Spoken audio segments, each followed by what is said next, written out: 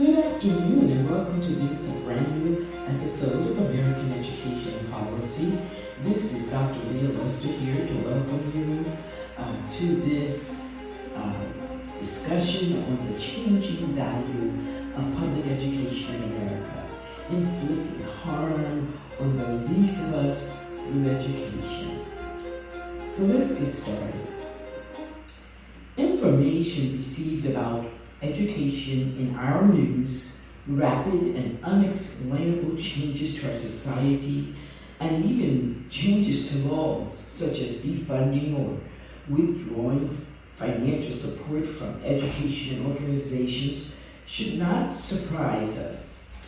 We must recognize that temporary rights and privileges gained within institutions or entities can only be taken away again, as these problems are systemic and ingrained in the bloodstream of American education.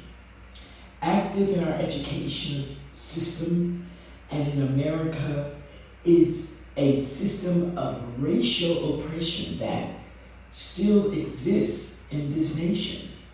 Although the current presidential administration has sought to muzzle discussions of racism through critical race theory or CRT, we must be aware of why these issues keep reoccurring. We think the battle is over, but then it reoccurs years later as the issue is greater than a singular matter. Although we continue to fight new battles that we thought were previously won, we recognize that the current reality we face and continue to face and oppose is the issue of white supremacy. Civil rights, desegregation, and social justice all seem reasonable, and no one is left out. But the matter that we are facing is not only fairness and justice, but the battle is against white superiority, subjugation, dominance over the races. This fight continues to impact our society in terms of social norms, economic opportunities, and legal systems. Let's consider the 2001 laws of No Child Left Behind Act. I was certainly teaching in the school district at that time. It was supposed to provide greater accountability while reducing disparities in student outcomes. Testing was a significant part of the accountability, negatively affecting many urban and rural schools.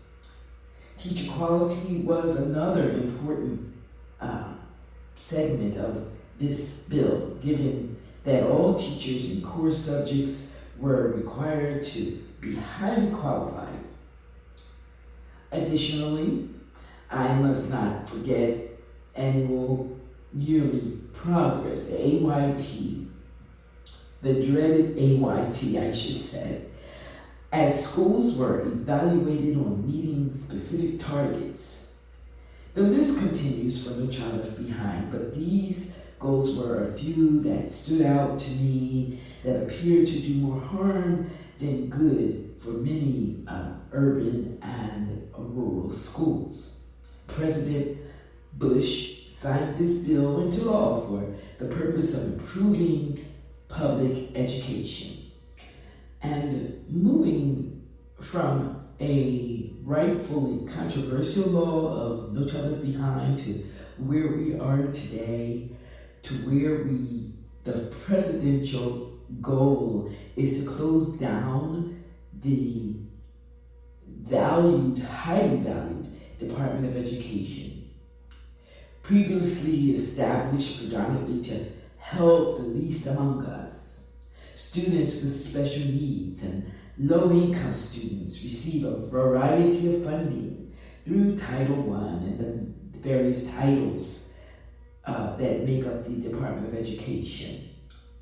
Educational supplies, teacher training, for low-income schools and student loans and grants, all of which are administered by the Department of Education.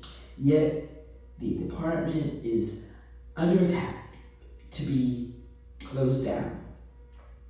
With all of this going on in our world, in education, the threats of defunding and loss of supports needed for our students who are the least among us, the low income and the special needs students, we must remember that in light of that, we still have power. Americans must uphold our First Amendment rights during this time as a weapon applying freedom of the press, freedom of speech, freedom to petition and assemble. These freedoms are attacked daily as troops are sent to harass peaceful, protesting Americans. Criticisms of the press and efforts to saturate the air with misinformation, threats to remove truthfulness and truthful press continue as the press is our weapon against white supremacy. It's our weapon for democracy, our weapon to secure our rights.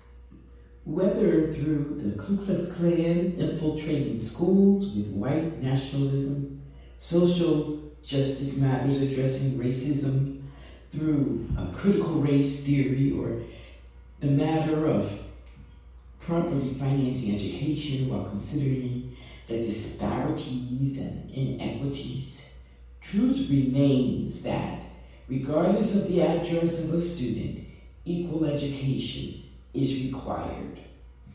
Unfortunately, inequitable practices, if not properly addressed, can be used to impose harm on public school children in our society, thereby creating an inferior educational system, particularly for those in rural and urban areas.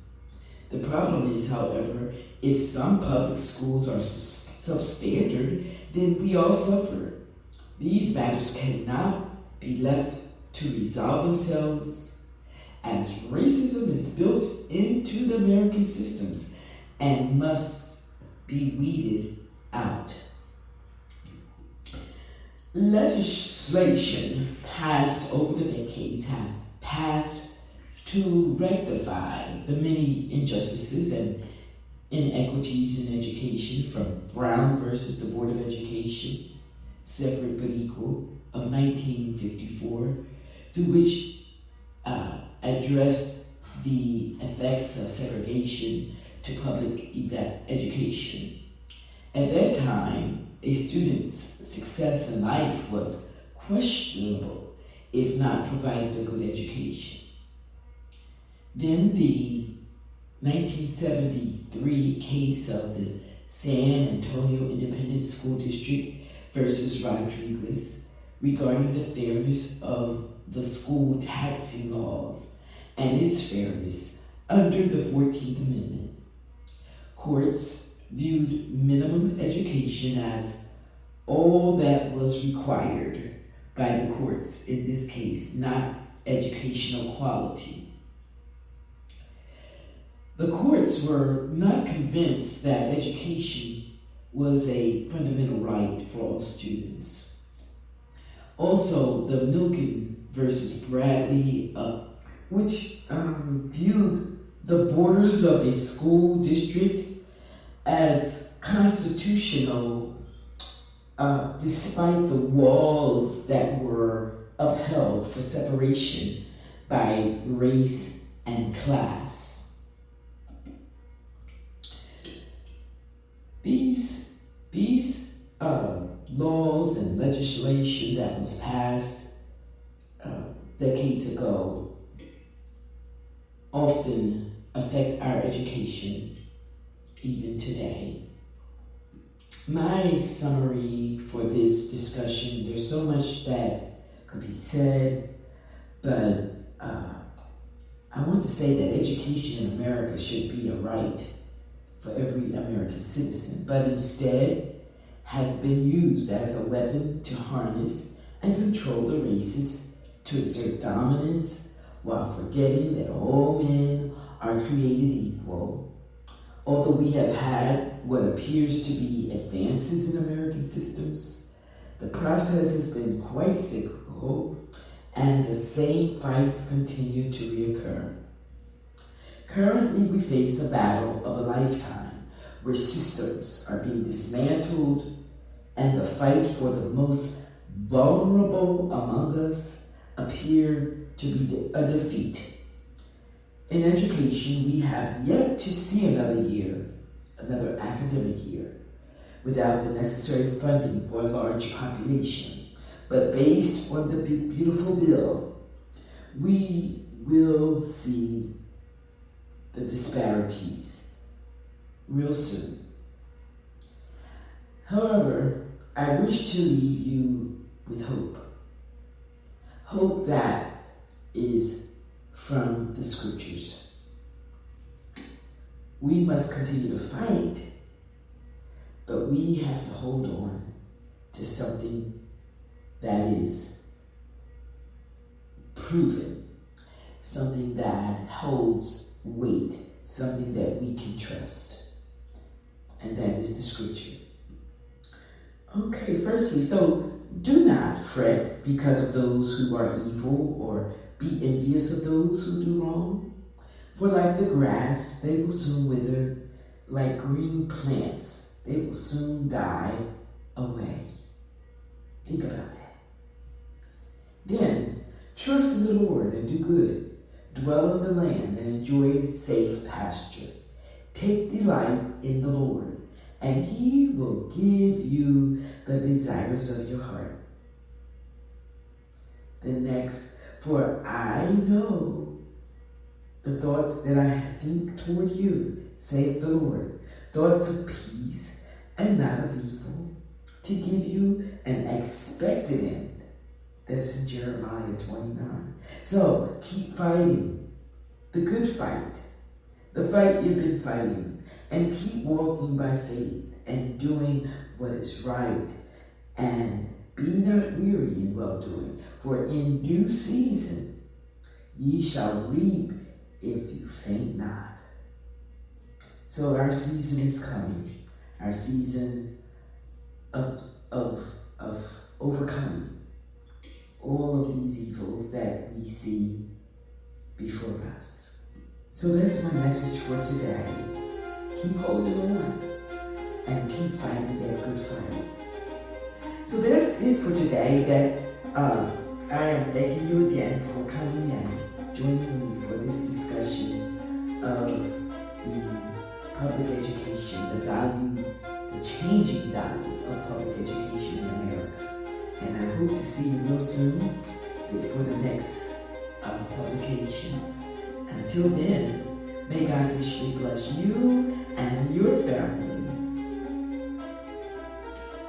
This is Leah Lester, American Education and Policy.